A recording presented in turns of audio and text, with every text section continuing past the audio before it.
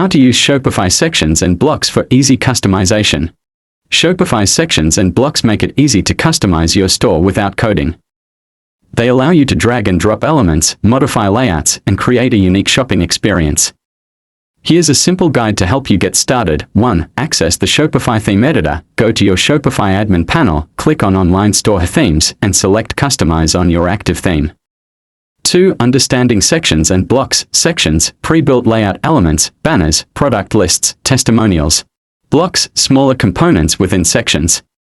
3. Adding and editing sections. Click at Section in the left panel, choose a section, customize by adjusting text, images, colors, and layout.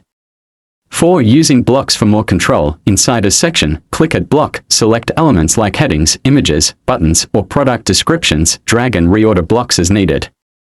5. Saving and publishing changes. Click Save after making edits, preview changes before publishing to ensure the best layout.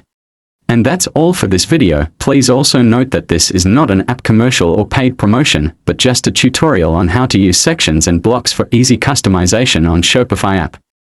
If you have any copyright or other inquiries, please email tutorialorabis@gmail.com. Thank you.